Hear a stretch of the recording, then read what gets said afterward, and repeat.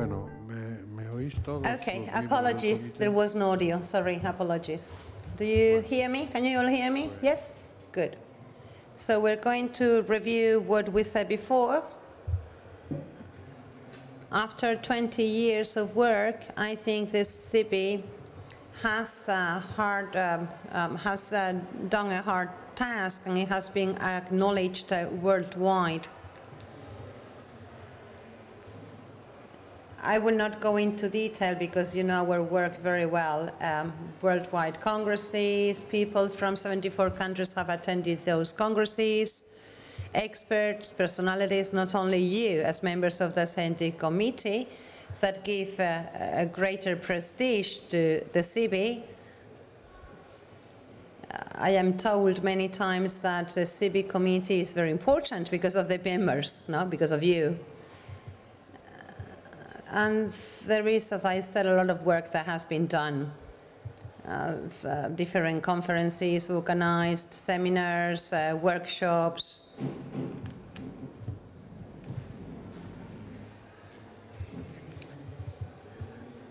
And during these times, some people have left us. Some people we loved very much, Hector Gross,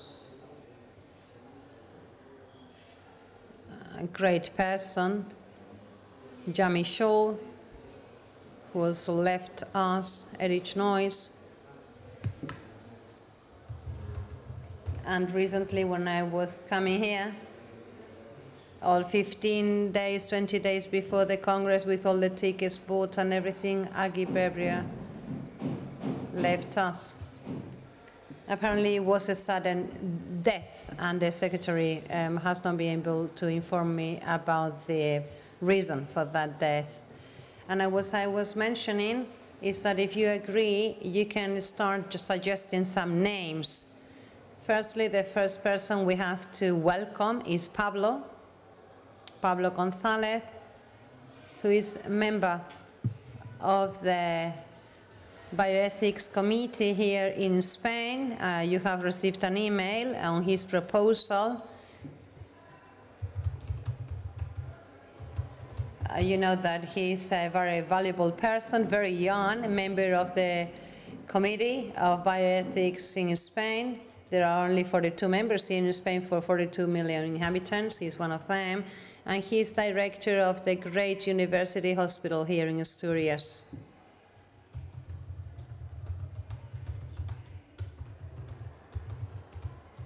So he has a lot of experience on bioethics, and he is very well trained and has a lot of expertise.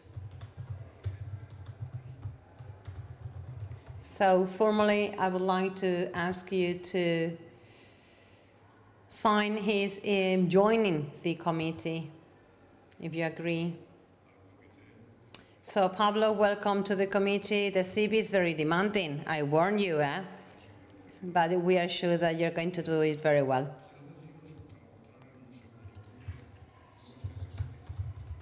Later on, you will have the floor, Pablo. A second thing I wanted to mention is that the CB now is facing a different legal framework, much better for the CB. A new legislation, national legislation.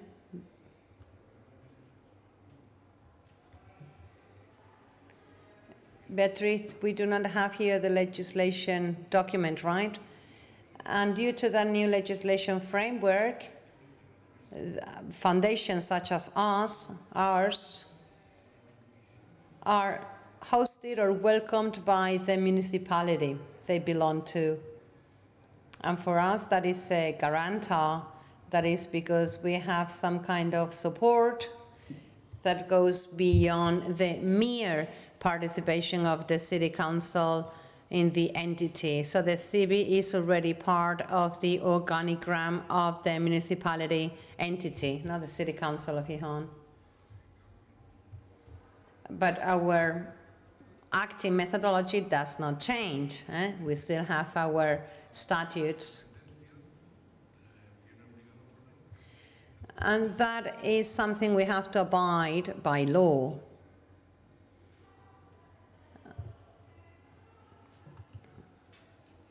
Take into account that one of the most important members of the CIBI is the City Council of Gijón. We receive the greatest funding from the City Council. And obviously, we are pleased to see that this link is strengthened by the new legislation framework. Later on, Beatriz, because I think she has a document, she can make a photocopy and hand it out. So, and now we will give the floor first to Pablo, and then each of you will have some time to make comments.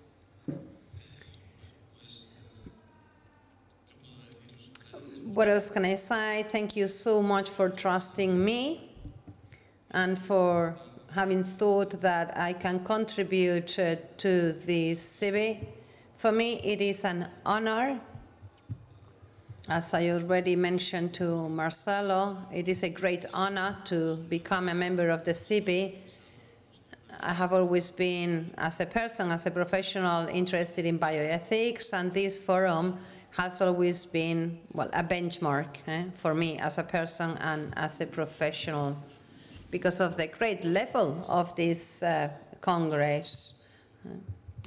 And the CIBI, the role played by the CIBI is immense. Marcelo has mentioned where I come from. By studies, I studied surgery. For some years, I have been doing oncological surgery, and in recent years, I am devoted to breast cancer surgery. From the beginning of the year 2016, I am the director of the University Hospital of Asturias, and that is why I am not in the theater room so often. I'm afraid, because I love the theater room, really. However, this new job or appointment is giving me the opportunity to have another view or another picture of the hospital management in terms of ethics, new technologies, justice, equity, in terms of the sharing of limited resources. Therefore, it's giving me the opportunity of having more know-how, which I hope it is useful for our committee. Since 2013, I am also a member of the Ethics Committee here in Spain on bioethics. And I am sure that I have a lot of information that will be useful to you, no? For example, in terms of the topic that is the focus of our conference, Youth and Environment. Laurence will mention something later on in this regard. The EDs, no?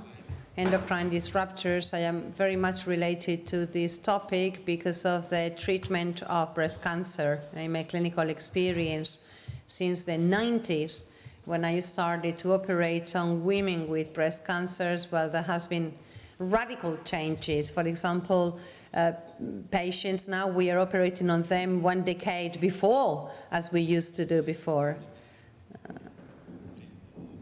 For example, patients 30 years of age, 40 years of age in the past, and now we are operating on patients who are only 20 years of age or teenagers even.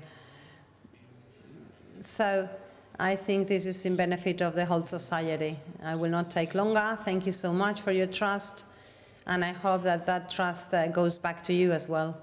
Thank you. Bueno, algunas intervenciones de los miembros del comité. Quedamos a la espera. Any other member of the committee would like to have a word? Unfortunately, I cannot translate because the microphone is so far away that I can hardly hear anything. Could someone please ask him?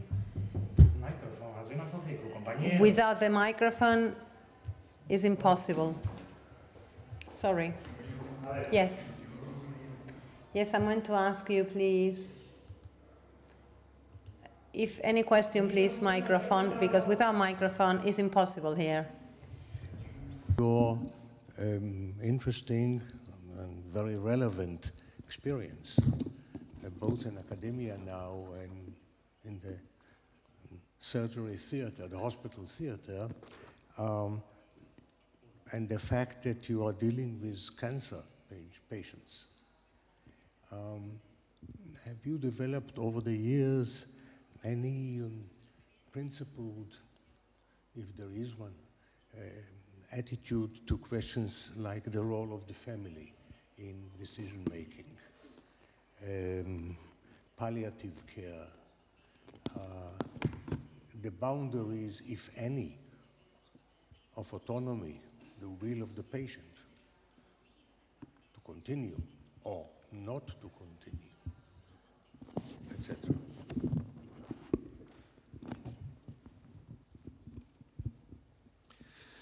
Sin duda. Yes, undoubtedly. As a professional, I have faced a radical change here in Spain in this regard. I recall when I was getting the training at the university and later at the hospital, when we were having a kind of despotic attitude that the patients were the last ones finding out about the relevant informations related to their processes or diseases. There was some kind of agreement between the relatives and the professionals in a kind of a compassive way, but we caused a lot of damage. In 2002, in Spain, a new law comes into force with European origin, and this changes radically. Patients all of a sudden have autonomy regarding decision-making related to their own health problems, decision-making processes, and changes regarding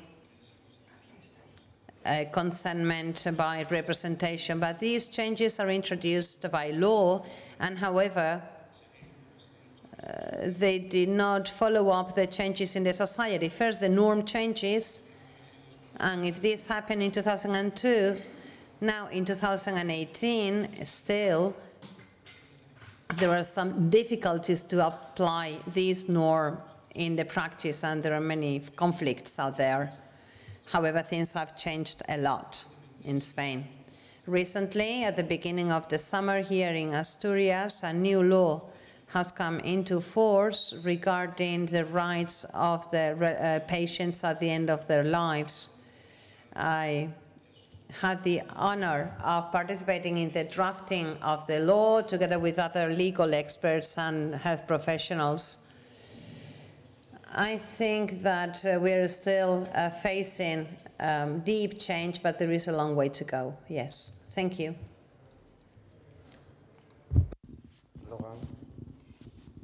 Thank you very much. Just, I want to tell you something. Another way to take care of the patients is mediation, medical mediation between family, doctors, and the patients. It's a new way to take care of the person.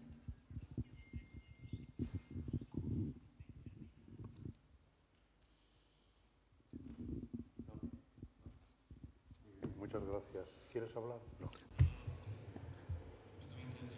No, just mention, Laurence, yes, that now we are facing changes. There are new ways to take care of the patients, and we professionals, health professionals, philosophers, and legal experts have to do something and continue contributing to a new scenario. And we have to participate actively in the academic world, but also in practice. Thank you.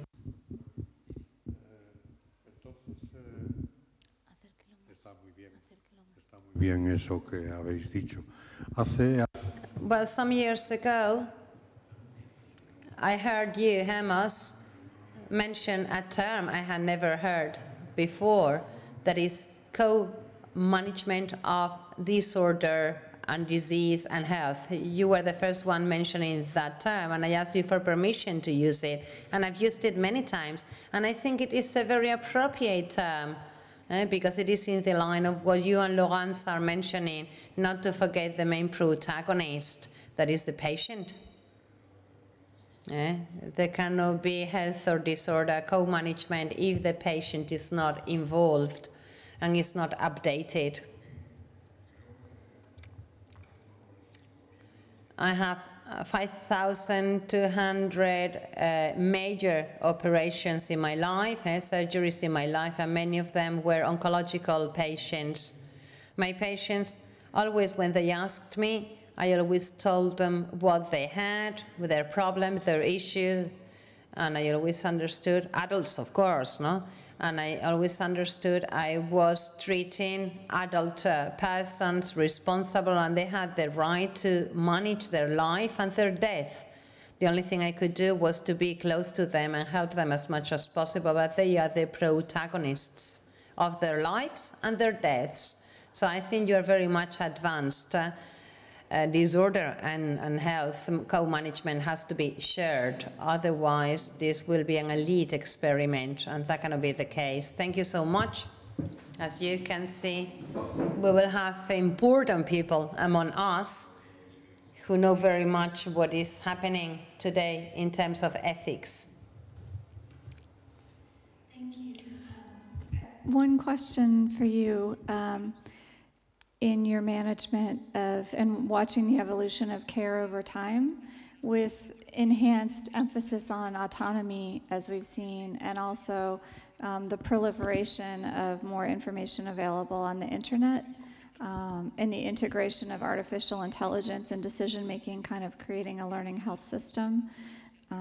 There are some questions that I'm aware of that have arisen now around the democratization of the information, and what rises to the top, what is true and what is applicable in a certain situation. And I'm just wondering if that has affected your treatment, if you've experienced patients coming in with more information, and if that is helpful, or if there are issues that you've experienced with it.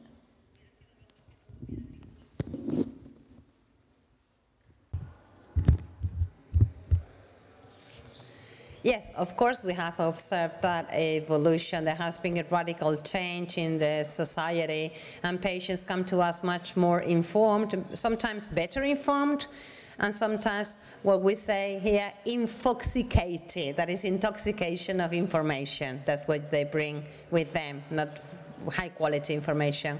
It is important that, contrary to the fact that experts may feel threatened by that empowerment by information, which happens because some experts feel threatened, but it is very important that we take the lead of the situation.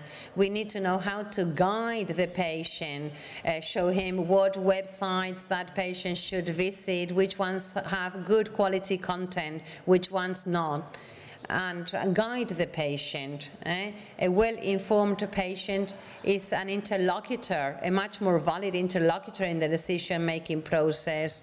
The communication will be better, there will be a greater flow of communication, and communication will be healthier.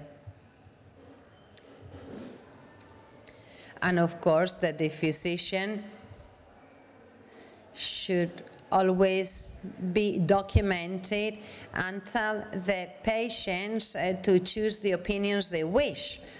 Not only listen to my opinion, but rather share communication with other experts and professionals, because what is at stake is their lives, not our lives. Well, I'm sure that Pablo will provide us with important elements in our committee, not only in surgery, because I have seen him working in other topics away from the surgery or from the theater room. And I've always seen that his know-how is excellent. We should think about this Congress number 11th Congress, which will also be held here in Gijón. There were some pending issues, but I think we should update them and propose some new topics if you wish. The month of September creates some issues here, because kids go back to school. We never know when the school will start here, and that's why yesterday, Monday, in the morning, all the kids were attending school and they could not come here, or teenagers, no, for example, or students. So we may think we should reflect upon that, no, whether September is a good month, or maybe at the end of the month of September or beginning of October, so that we are sure that many school students, university students can attend the meeting. What do you think? Maybe last week of September, maybe? Is that okay for you? 1st of October? Let's think about our weather here in Asturias, and do not leave it for November or December.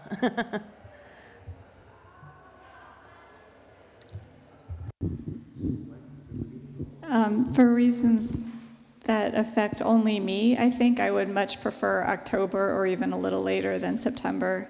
Both because I have a child who starts school in September, and it's good to be there when he's in school and beginning the year, and because of my work cycle is tied to the United States federal fiscal year, which ends at the end of September, so this is an extraordinarily busy time. But that's only my problem, so I would prefer October. Por ejemplo, For example, which month do you propose? para nosotros la diferencia. Well, for us, the weather difference between the last week of September and the 1st of October is minimum. The weather is the same here in Asturias. So I have, no problem with holding the Congress the first week of October. And, here it would be good because the film festival, for example, here in Gijón is in November, so November would not be a good month. So first week of October is okay for everybody? Yes? Green light for the next Congress? Good. And now we don't have much time because there are some presentations. You have a presentation now? So maybe we should start suggesting some topic for the next Congress. Well, I think that the last topics defined by CIBI are very important and very current. But in my opinion, the most current topic is the differences, greater and greater, between rich and poor. We have fewer and fewer people with the greatest concentration of power and income, and that is impossible. That cannot be the case. Europe is concerned about migratory movements. We are not going to solve them just by raising walls with this stupid Trump, a stupid guy. No, that will worsen things. So I think that CIBI, an international body, plural body, should go to the nitty-gritty, and the hot potato is this one, I think. The concentration, that is the exclusion and the lack of accessibility to health, drugs, etc., by some people. There is a greater and greater difference between rich and the poor. There is a sentence that says that now the rich are richer and the poor are poorer. And the peripheral countries are more and more brought down by the business world, whatever defines the public policies, big data, etc., etc. Yeah, a good topic. Suggest a topic. You can suggest it. It's an interesting topic. Someone would like to make another suggestion? The floor is yours.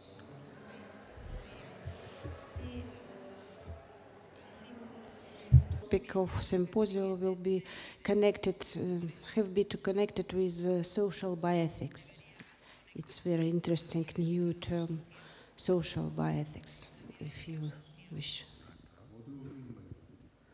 Encaja perfectamente lo que ha propuesto Bornet. It fits in with what Gornet has just proposed, I think.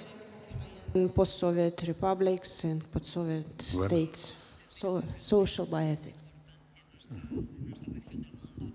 Sí, pero se debería encontrar. Yes, but we should try to find an appropriate terminology.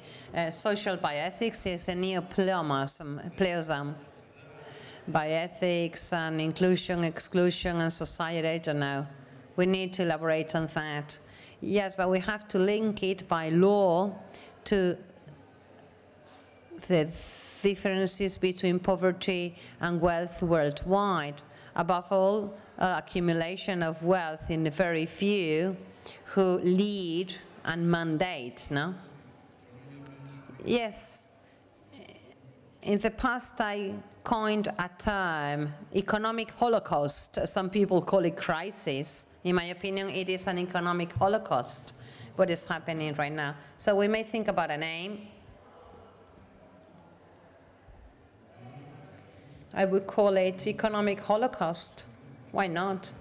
Euphemistically, people call it crisis, but it sweeps away millions and thousands of people. Right? There are many ways you can do it: immigration, direct poverty, non-direct poverty, wars, conflicts, miseries, health deficiencies. Shall we think about that? Economic holocaust?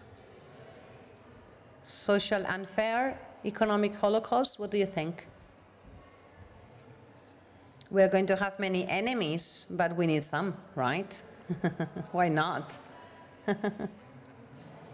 I think we only have 5 minutes left, my dear friends, to start or to finish this and start with the presentations. Let's be very, very quick. For that kind of a problem, I think is a misnomer. Económico. We should find another Economic.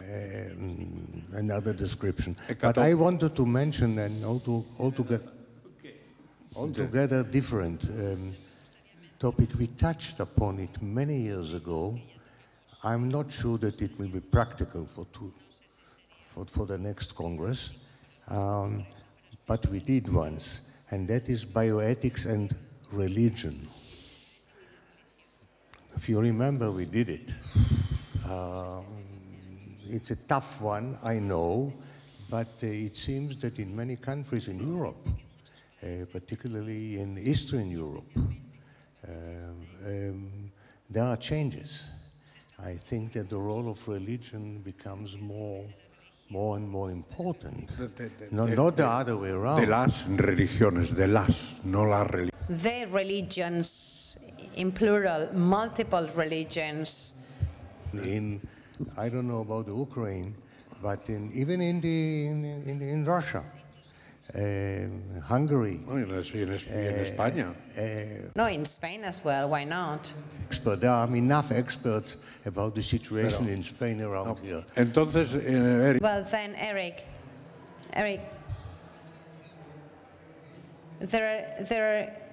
there are several proposals, bioethics and religion. Previously,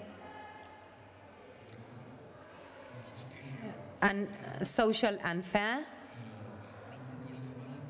Any other proposal? We have to be brief. It would be good to make proposals. I contact you so that you give opinions about this debate. Okay? Please, very, very brief, because we are out of time. Tenemos maybe un par de minutos solo, ¿eh? Yeah, maybe in conjunction with income distribution and wealth, we could also consider the information, the flow of information. It's been fairly prominent. How you know, the use of information in different ways, the idea of truth and propaganda, as it relates to all these different issues, I think is important. Muy bien. Venga, pues tomamos. Okay, so we take good note down of it. Fatima? Le sujet de bioéthique et religion. Sorry, no translation from French into English. Bioethics and religions is very good topic. J'ai moi-même une post-graduation dans ce domaine. Si tu peux traduire, Laurence. J'ai fait soutenir un doctorat et une thèse sur bioéthique et religion catholique. Apologies, she's addressing you in English, in French, sorry.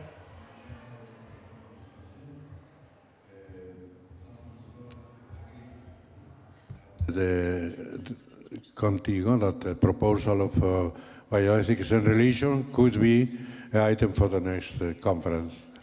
Well, we have in this moment some items. Ne?